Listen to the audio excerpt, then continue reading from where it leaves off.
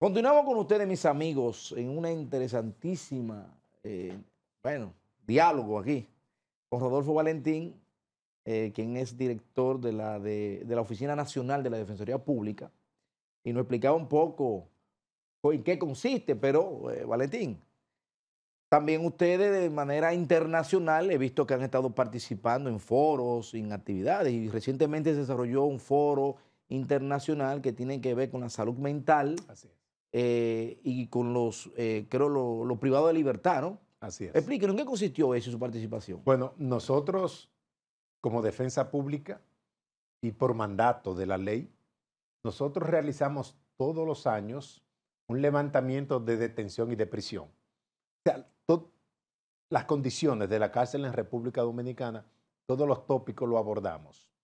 Y uno de esos tópicos es el tema de la salud mental y los privados de libertad.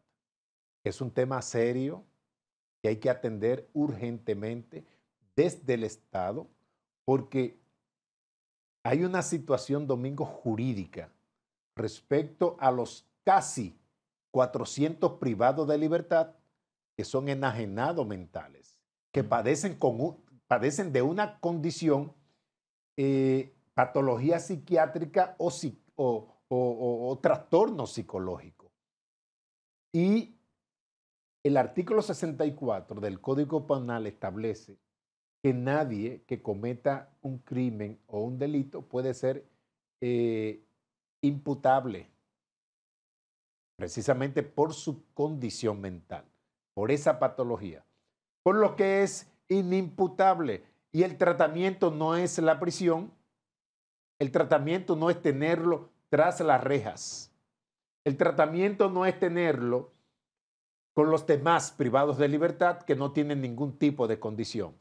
Pero el tratamiento, Domingo, no es tenerlo en un lugar lúgubre, oscuro, con insalubridad, con paredes llenas de hongos, embarrado de heces fecales. Ese es el cuadro que te estoy describiendo, que nosotros levantamos y vemos a diario con este tipo de privado de libertad. eh, que si se quiere, un tanto segregado por su condición de los demás. Y hay muchos. Sí, tenemos unos 500 privados de libertad, aproximadamente, que padecen de trastorno psiquiátrico y psicológico. Entonces, el artículo 61 de la Constitución de la República, de la Carta Magna, la ley sustantiva, establece el derecho a la salud, pero también establece el trato digno en más de 5 textos de la Constitución de la República. Y yo te decía que desde el punto de vista del derecho penal, estas personas son inimputables y el código ha dicho que lo que ameritan es una medida de seguridad.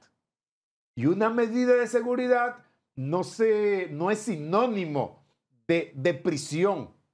No es sinónimo de prisión. Una medida de seguridad es tenerlo en un centro fuera de la prisión, claro, con vigilancia, ¿no? De agentes penitenciarios para que estas personas no salgan del centro, pero en un centro psiquiátrico donde tengan atenciones, se les suministren medicamentos y se le dé incluso la alimentación adecuada. Porque en las condiciones en que están esos privados de libertad, de verdad que son condiciones inhumanas, degradantes, en espacios con otros presos que no tienen las mismas condiciones. Y una carencia terrible de medicamento, de psiquiatras que lo atiendan y sobre todo de enfermeras. Entonces la dignidad va mucho más allá de encarcelarlo. ¿Tuviste lo que pasó con una señora médico que sirvió al cuerpo militar en República Dominicana, que decapitó una niña?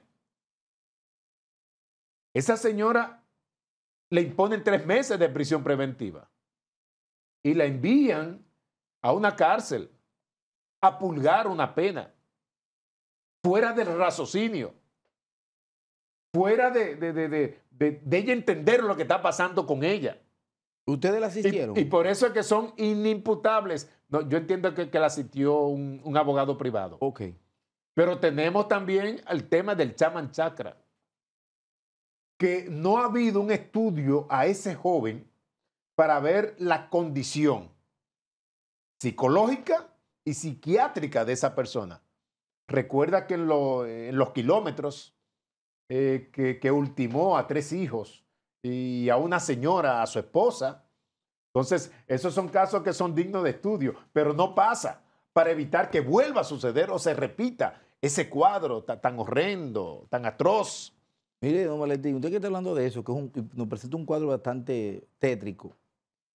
Ustedes como Defensoría Pública tienen a su disposición un equipo que asista a ese tipo, o sea, desde el punto de vista del tratamiento psicológico, ¿no? Porque tenemos hasta escasez de técnicos en el área, en el país, Ya. ¿verdad?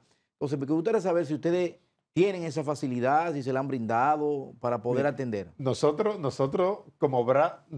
en la defensa pública, te decía en principio que no nos hemos limitado solamente a asistir frente a los tribunales, frente a los jueces, sino que hemos estructurado un brazo social de la defensa pública. Y ese brazo social, y te lo digo con mucha responsabilidad y mucho carácter, ese brazo social es porque hay instituciones que tienen esos compromisos en sus leyes, pero no lo cumplen, no lo hacen. O sea, no hacen absolutamente nada por grupos en condición de vulnerabilidad.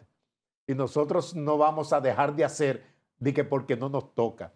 Nos vemos como unos irresponsables cuando son usuarios nuestros también en condiciones que posiblemente no sean nuestra competencia, pero también le llegamos.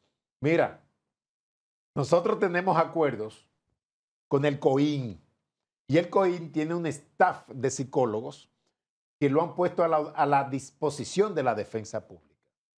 Cualquier imputado, cualquier pariente o familia de algún imputado o cualquier empleado o colaborador nuestro que tenga algún tipo de situación que amerite algún tipo de terapia, están ellos a la disposición de la defensa pública 24/7. Pero también tenemos nosotros en la defensa pública, que esos sí son nuestros también, un staff de trabajadores sociales, que son sociólogos y psicólogos, que también están para levantar, para recoger, para producir informe respecto a las condiciones de esos privados de libertad o de cualquier privado de libertad. Te pongo un ejemplo simple y sencillo. Nosotros tenemos trabajadores sociales que a las personas que le han impuesto una garantía económica, una fianza de imposible cumplimiento, nosotros vamos a ese lugar, los trabajadores sociales, y hacen un informe socioeconómico de la capacidad económica de esta persona. Y los jueces le dan aquiescencia a esos informes que hacen esos trabajadores sociales que lo tenemos en nuestras oficinas. Entonces, ese brazo social de la defensa pública hace que nosotros le requiramos al Ministerio de Salud Pública, le requiramos a Dirección de Prisiones, al Departamento Médico y de Psiquiatría de Dirección que atienda a un determinado privado de libertad que es nuestro usuario que está en tal o cual condiciones. Y de hecho, nosotros no solamente nos limitamos a diligenciar, sino que cuando no nos responden, entonces recurrimos a las acciones constitucionales, por ejemplo, amparos. Realizamos acciones de amparo que garantizan derechos fundamentales como el derecho a la salud, el derecho a la alimentación, el derecho al buen trato, al trato digno a ese ser humano. Entonces, en ese sentido, también se desarrolla de manera considerada la defensa pública. Yo le llamo a esa parte el brazo social de la defensa pública. Qué interesante. Mire, pero yo viendo que es un brazo social, yo viendo que ustedes necesitan técnicos, necesitan mucho más personal. Me gustaría saber, la Defensoría Pública en realidad, porque hablamos de Defensoría Pública y hablamos de justicia, Así es. ¿de qué órgano del Estado jurídico pertenece pertenece y cómo está el ¿Cómo dinerito, llegan? ¿Cómo llegan? cómo lo están tratando, porque son tantas cosas que ustedes hacen que yo me pregunto, ¿le da el dinerito que le dan? Mira, Domingo, de verdad que en principio la defensa pública pertenecía al Poder Judicial. Era como una unidad del Poder Judicial en principio. Y nosotros éramos gobernados por el Poder Judicial.